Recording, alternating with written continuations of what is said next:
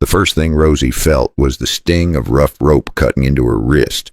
She had been dragged into a dim shack at the edge of the prairie. Her hair was tangled with dust, her dress was torn and smeared with mud. The man in front of her was Clay Mercer, a tall figure with a crooked smile and eyes that burned with cruelty. On the table between them lay a sheet of paper with a forged seal. Clay slammed his hand down on it and barked, "Sign this, and your suffering ends." Rosie shook her head. Her lips trembled, but no sound came out at first. When she finally found her voice, it was a whisper. "I will not." Clay leaned closer. His breath reeked of whiskey and smoke. "You think you have a choice, girl." He lifted a branding iron from the fire and let the glowing tip hover inches from her skin. Rosie recoiled in terror. The smell of burning metal filled her nose, and she whimpered. Her arms were bound tight behind her back. The chair under her creaked as she struggled. Clay grinned with satisfaction. "You sign or you hang." He shoved the paper against her chest and pressed the hot iron against the wood beside her head. Sparks flew. Rosie flinched. Tears streaked her dirt-covered face. She prayed for someone to hear her. No one came. With a violent jerk, Clay dragged her out of the shack. The prairie sun hit her eyes like ore. The dry wind tore at her dress as he marched her to a solitary tree. He tossed a coil of rope over a branch and pulled her upright. The coarse fibers bit into her waist as he bound her arms tight against her body. Her bare feet left the ground. She hung in the blazing light. Swaying like a broken doll, Clay stepped back and admired his work. "This is justice for a girl who dares defy me." Rosie gasped for air. The rope constricted with every shallow breath. Her shoulders screamed with pain. A sharp bruise was already forming where the cord cut into her skin. Her mind spun. Her heart pounded. Every second felt like the end. She thought of the family she had lost. She thought of the life she might never live. The world blurred into heat and fear. Clay circled her like a vulture. "You will sign when you cannot stand the agony any longer." Her voice cracked as she cried out, "Please." Her body twisted helplessly in the wind. The prairie stretched endlessly around her. No town, no lawman, no friend to come. Only the sound of the rope groaning above her head and the cruel laugh of her captor. At that moment, Rosie felt smaller than she had ever been, her dignity stripped, her hope fading, her voice almost gone. And yet she whispered into the emptiness, "I will give you everything. Just let me live." Her words vanished on the wind, but something deep inside told her she was not finished. Her story could not end on this tree. But if no one came who would ever know the truth, who would dare to face Clay Mercer and pull her down before it was too late? And if that someone came, would he risk his own soul for a broken girl? Or would he leave her to swing in silence? The prairie wind howled through the branches of that lonely tree. Rosie's body dangled like a rag doll, twisting a little each time the rope creaked. Her lips moved in silent prayer. Her words were too weak to carry far, but they carried just far enough. From across the field, a rider slowed his horse. The man sat tall in the saddle, his face weathered by years of sun and dust. Harlan Reed had seen plenty of cruelty in his 56 years, but the sight before him still hit like a punch to the chest. A young girl strung up and left to suffer. Not even the coyotes deserved that kind of end. He pulled the reins and his old bay mare snorted, stamping her hooves on the dry ground. Harlan slid from the saddle, boots sinking into the brittle grass. He did not rush. He moved steady, his hand already wrapped around the handle of the Bowie knife that never left his belt. Rosie saw him through the haze of pain. Her eyes widened. For the first time all day there was a flicker of hope. Her lips trembled and she forced out the words, "I will give you everything. Just save me." Harlan did not answer right away. He studied the knots that Clay Mercer had tied. They were tight. Mean knots meant to cut into flesh. Harlan set the edge of his knife against the rope. One clean slice and the line snapped. Rosie dropped, but he caught her under the arms before her feet hit the dirt. She was light, too light. He could feel every bone through the thin fabric of her torn dress. Her shoulder was swollen and her knees scraped raw. She shook all over, clinging to him like a child. "You are safe now," he said. His voice was rough but steady. Her tears wet his shirt, but she did not let go. Somewhere behind them, a dry branch cracked.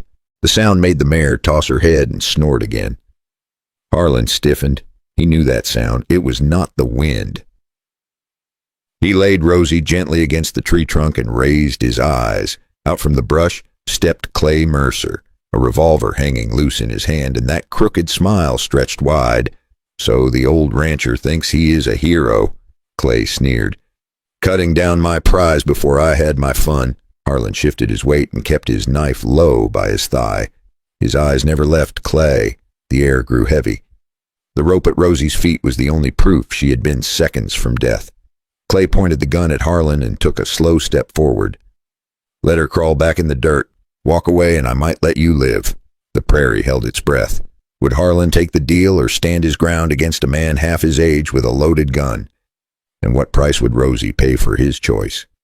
Clay's revolver stayed pointed right at Harlan's chest.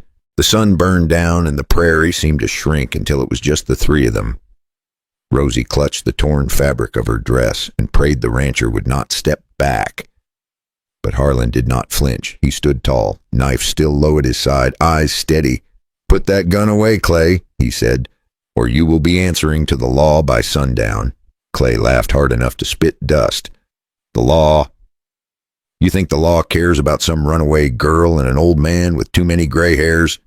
He stepped closer, the hammer of the revolver clicking back.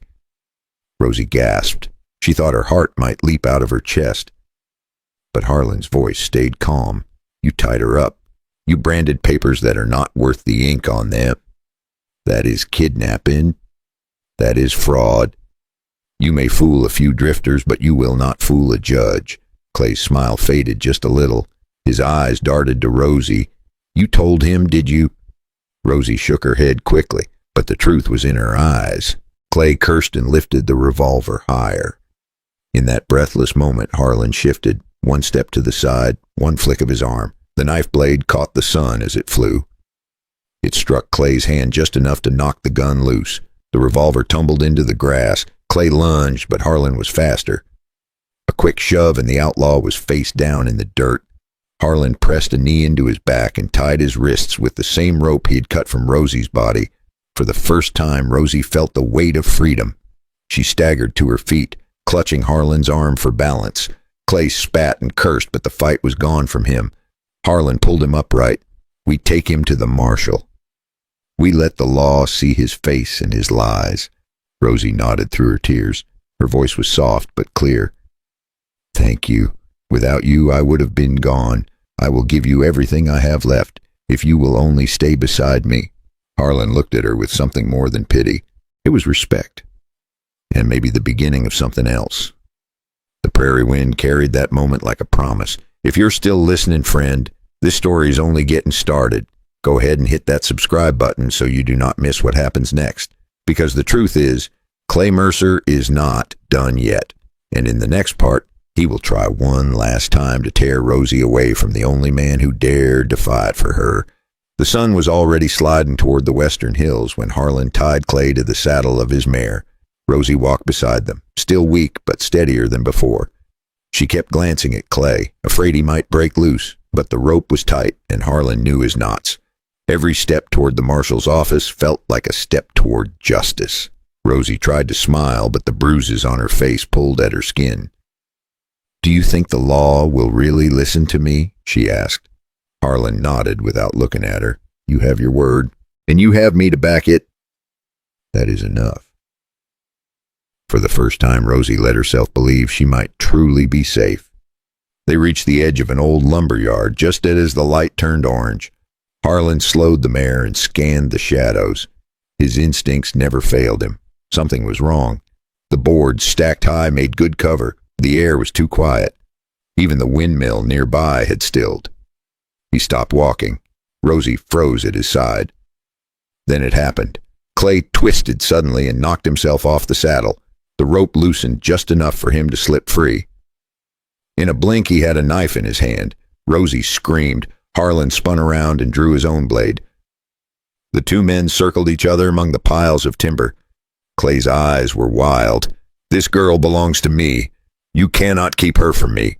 Harlan's voice was firm. "She belongs to no one but herself." Clay lunged. Steel clashed in the fading light. One wild slash cut across Harlan's shirt, missing his chest by an inch. It was not a long fight, but it was brutal. Rosie backed against the wall of the lumber shed, watching every move. Clay slashed and cursed, but Harlan held his ground. At last, Harlan caught Clay's arm, twisted hard, and sent the knife skidding across the dirt. He shoved Clay down and pressed him to the ground once more.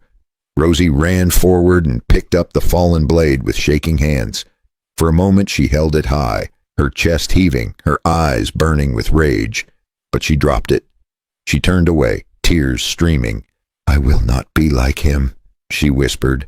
Harlan bound Clay tighter than before and pulled him to his feet. The outlaw spat blood and swore revenge, but Harlan's jaw was set. This time there would be no escape, or so they thought. Because Clay Mercer still had one last trick hidden up his sleeve. Clay Mercer struggled in the dirt, his wrists bound tight, his chest heaving with rage. The last of the daylight painted the sky red as fire. Rosie stood close to Harlan, her hand resting on his arm, the fear in her eyes slowly giving way to relief. For the first time, she felt the weight of survival lift from her shoulders. She was no longer just a victim tied to a tree. She was alive because someone chose to stand for what was right. The marshal's men arrived before darkness swallowed the yard. Clay cursed and fought, but it was no use. He was hauled away, shouting promises of revenge that faded into the night. Rosie watched in silence. Her body was battered and bruised, but her spirit was not broken. She turned to Harlan, her voice trembling but strong. "When I thought I was finished, I said I would give you everything. But what I have left is not mine to give. My life is my own. And you gave it back to me." Harlan looked at her with quiet pride. "You keep that strength. That is worth more than gold. No one can take it from you." They walked back toward the ranch under a sky lit with stars. The land felt wide and free again. Rosie held her head higher than before. She knew she could never erase what had happened, but she could build something new. And beside her walked a man who proved that courage is not about age or strength. It is about standing tall when others would turn away. Maybe that is the lesson for all of us. How often do we look the other way when someone needs a hand? How often do we choose silence when we should speak truth? And if one day we are the ones bound and left alone, who will come for us? Rosie found her answer in Harlan Reed, but each of us must ask, who will we be when the moment comes? A bystander? Or the one who cuts the rope? If this story moved you, give it a like right now so more folks can hear it. And do not forget to subscribe so you can follow along with every tale of the Wild West we share here. The frontier was never just about guns and dust. It was about choices, life, and love found in the unlikeliest places. Rosie looked once more at Harlan and whispered softly, "This is only the beginning."